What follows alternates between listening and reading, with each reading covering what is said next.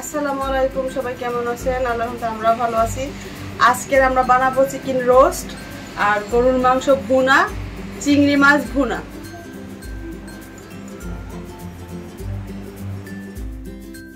আমি মাংসটা একটু ম্যারিনেট করে নেব। পেঁয়াজ দিয়ে দিলাম 2 কাপের মতো করে, 2 কাপ পেঁয়াজের বেরেস্তা দিয়ে দিলাম, 2 কাপ পরিমাণ,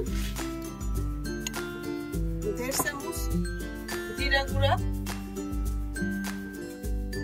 1.5 চামচ ধনিয়ার গুঁড়া, 2 চামচ হলুদের গুঁড়া, 2 চামচের একটু বেশি, আদা রসুন বাটা, 4 চামচ বাটা। এটা দিয়ে দিলাম মাংসের মশলা, কয়েকটা 10-12টা লং দিয়ে দিলাম, 10-15টা কাবাব চিনি আর গোলমরিচ দিয়ে দিলাম, 10-12টা এলাচ দিয়ে দিলাম, দারচিনি দিয়ে দিলাম,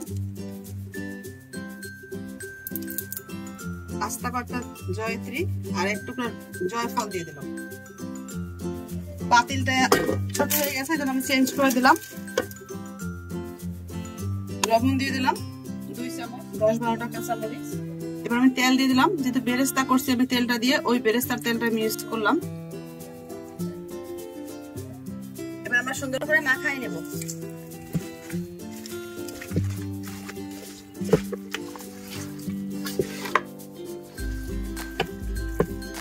মাখানো শেষ, হাতটা ধুয়ে নেব। রোস্টটা আমি একটু মাখাই নেব, ম্যারিনেট করে নেব। প্রথমে দিয়ে দিলাম লবণ, তারপরে দিলাম আমি টক দই। আমি মিষ্টি টক দইটা নিছি, আপনারা সেটা টকটা নিতে পারেন। আমি একটু মিষ্টিটা নিলাম, যেহেতু রোস্টটা আমি ভাজবো। 1 চামচ আদা রসুন নিলাম,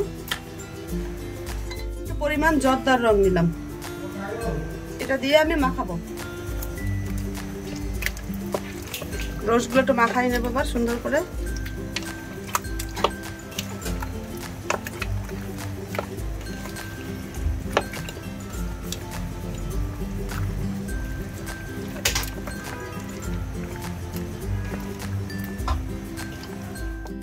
মাখানো শেষ, এবার চুলায় বসাই দিয়ে ঢাকনা দিয়ে দেব।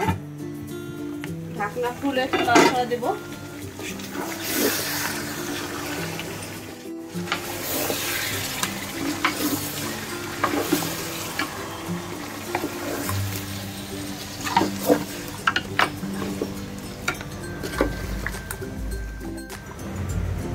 ঢাকনা বন্ধ করে রাখবো।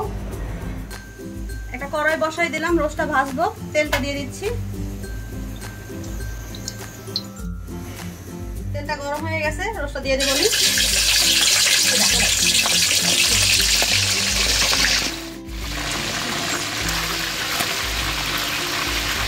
হালকা করে ভেজে নিব রোস্টগুলো। রোস্টটা ভাজা হয়ে গেছে, এবার তুলে নিব।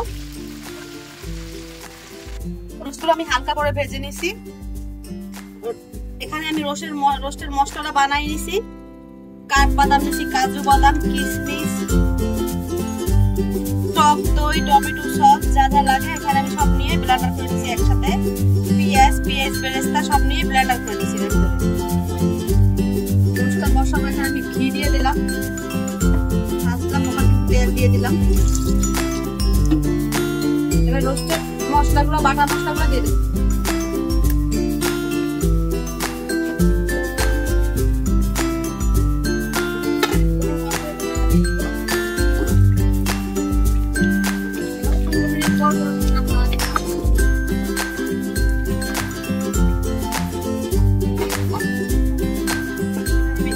দারচিনি, তেজপাতা, গোলমরিচ, লং দিয়ে দিলাম কয়েকটা, আর দিয়ে দিলাম রোস্টের রাঁধুনি মশলা।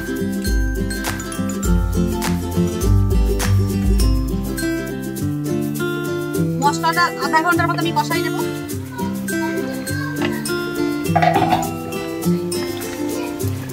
এবার রোস্টটা আমি দিয়ে দিব। মশলা কষানো হয়ে গেছে।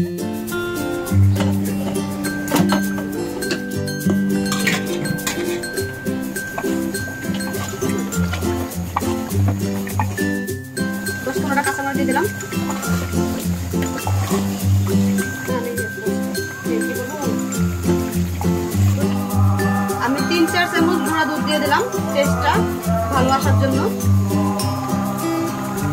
দিয়ে নাড়াটা দিয়ে ঢাকা দিয়ে দিই।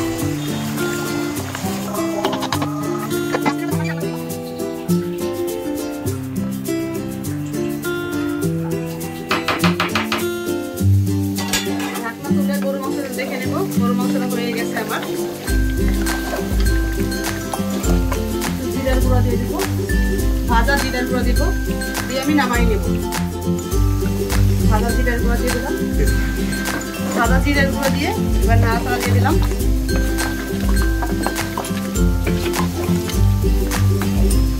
আমাদের গরুর মাংস রান্না শেষ, 10 মিনিট হয়ে গেছে। 10 মিনিট পর নাড়া দেবো।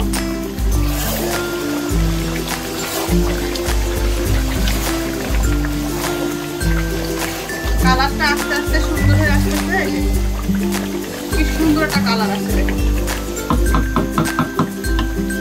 আবার একটু ঢাকা দিয়ে দেবো 5 মিনিটের জন্য, সিদ্ধ হওয়ার জন্য।